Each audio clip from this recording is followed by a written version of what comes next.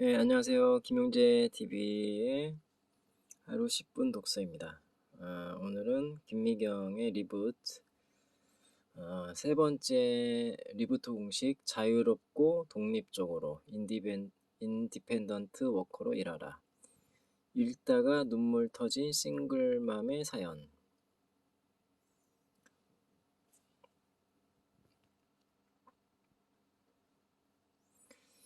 2020년 4월 초 유튜브 김미경 TV가 드디어 구독자 100만을 넘었다. 100만을 넘고 나서 가장 먼저 찍은 영상이 바로 용수철 클럽 6주 프로젝트였다. 코로나에 당하지 말고 이 어려움을 기회로 만들어 용수철처럼 튀어오르자는 의미로 구독자들과 함께 만든 프로젝트 팀 이름이 용수철 클럽, 일명 용클이었다. 매주 월요일 아침 6시마다 코로나 시대에 대한 나의 생각과 해법을 영상으로 올리면 구독자 용클들은 자신이 현재 처한 상황을 사연으로 써서 댓글을 달았고, 내가 제시한 미션이나 솔루션을 각자의 상황에 맞게 적용하면서 불황을 극복할 해법을 찾아 나갔다. 그런데 첫 영상을 찍어 올리던 날 나는 댓글을 읽으며 눈물을 흘리고 말았다. 싱글맘 에스터 씨의 사연 때문이었다. 저는 면역력을 키우면서 하루를 간신히 이겨내며 살고 있는 싱글맘이에요. 힘들 때는 하루 마무리로 선생님 강의를 들어요. 그런데 저 있잖아요. 오늘 회사에서 나오지 말라는 통보를 받았어요. 길거리에서 얼마나 울었는지 몰라요. 6살 아이는 지금 어린이집에 못 가니 집에 두고 출근을 하는데 퇴근길에 혼자 기다릴 아이 때문에 뛰어가면서도 집까지 어떻게 왔는지 기억도 안 나요. 긍정적으로 살려고 노력하는데 그게 잘 안 돼요. 아이의 앞에서 울고 싶지 않은데 오늘은 아이와 눈이 마주치자 눈물이 쏟아지고 말았어요. 선생님, 저 어떻게 해야 할까요? 이 힘든 시기를 둘도 아니 혼자 버티고 있다니. 생계를 위해 6살 아이를 혼자 두고 집을 나서는 엄마의 마음이 어땠을까? 그런데 그마저도 할 수 없게 됐으니 그 절망은 또 어쩔 것인가? 위로해 줄 말도 떠오르지 않아 그저 눈물만 났다. 코로나라는 폭풍은 가장 보호받아야 할 이들의 사회적 보호막을 가장 먼저 날려버리고 있다. 영상의 댓글들에는 에스더 씨 외에도 직장을 잃거나 곧 잃게 될지 몰라 불안하다는 사연들이 넘쳐났다. 이들에게 과연 나는 어떤 말을 해줄 수 있을까? 먼저 나는 지금 우리가 처한 일자리 현실부터 하나하나 짚어봤다. 정부가 발표한 자료에 의하면 코로나로 인해 일자리 타격을 받은 사람이 200만 명에 이른다고 한다. 직접적으로 실업 상태가 된 사람은 70만 명, 일시 휴직자는 126만 명에 달한다. 일시 휴직자 증가폭은 1997년 IMF 외환위기 때보다도 더 높다. 이 많은 일시 휴직자들은 앞으로 어떻게 될까? 다시 직장으로 돌아갈 수 있을까? 사실 우리는 답을 알고 있다. 상당수가 돌아가지 못할 것이다. 돌아가더라도 그들은 언제 실업 상태가 될지 모른다. 사회적 거리두기가 언제 종식될지 모르고 앞으로도 이런 사태는 얼마든지 재현될 수 있다. 우리는 이미 생존을 위해 인간 대신 기계나 AI, 로봇에게 일자리를 주기 시작했다.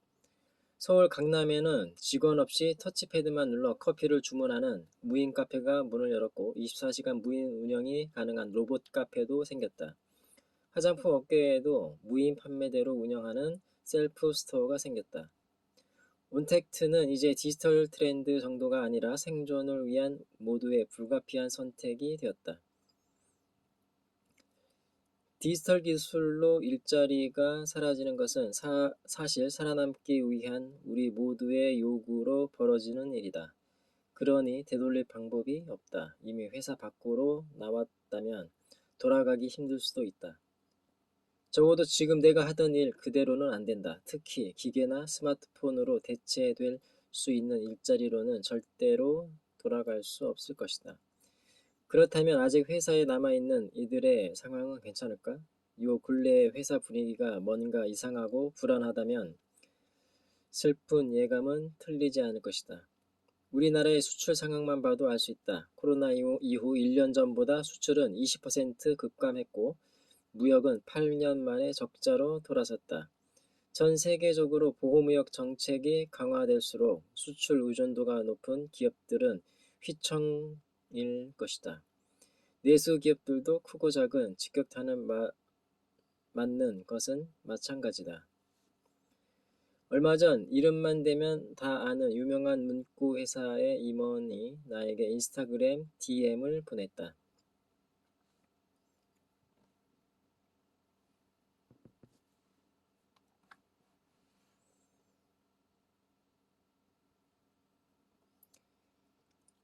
김미경 TV에서 제품을 팔 수 있도록 도와달라는 요청이었다. 코로나로 초중 고등학교가 개학을 미루면서 2020년 신학기용으로 생산해 놓은 공책이 창고에 그대로 쌓여 있다는 것이다. 코로나와 공책은 미처 생각지 못한 조합이었다. 예측할 수 없는 곳에서 얼마나 많은 기업들이 휘청거리고 있을지 실감한 순간이었다. 앞으로는 내 생존에 앞서서 내 회사가 생존하지 못하는 일이 얼마든지 벌어질 수 있다. 설마 우리 회사가 망하겠어? 설마 회사가 날 자르겠어? 아직도 이런 생각을 한다면 사장에 대한 믿음을 조용히 내려놓길 바란다. 나도 사장이지만 사장은 믿어선 안 된다. 많은 사장들은 당신이 생각하는 만큼 그렇게 대단하지 않다. 코로나가 터지고 나서 내가 시간을 제일 많이 쓴 일이 사람 만나는 일이었다. 조언을 구하기 위해 기업 CEO들을 특히 많이 만났다. 모두 백전노장으로 업계에서 능력 있는 CEO로 알려진 분들이었다. 그런데 안타깝게도 그분들 역시 나와 똑같이 헤매고 있었다. 조언을 들으려 만났는데 오히려 나한테 조언을 해달라는 이들도 많았다. 30년 동안 경영을 잘 해왔던 분들도 지금은 너무 혼란스러워 기술을 어디에 두어야 할지 모르겠단다. 그분들이 문제가 있어서가 결코 아니다. 급물살이 너무 거세 리더들조차 방향 잡기가 쉽지 않은 것이다. 경영연구소가 있는 대기업들은 확실한 브레인이 있어서 눈치를 빨리 챈 것 같다. 우리같이 작은 회사들은 타격을 받으면 그 충격이 막내 직원한테까지 그대로 가니까 전 직원이 긴장하게 되어 있다. 그런데 100명, 200명 정도의 회사들은 덩치가 작지도 않아서 오히려 빨리 움직이기가 쉽지 않은 분위기다. 직원들은 불안하긴 하지만 설마 우리 회사가 망하겠어? 라는 생각으로 사장만 쳐다본다. 그런데 믿었던 사장마저 헤매고 있다면 그야말로 답이 없는 상황이다. 여기서 우리는 또 한 가지 결론을 내릴 수 있다. 지금 다니는 직장도 어떻게 될지 모른다. 사장을 믿지 말자.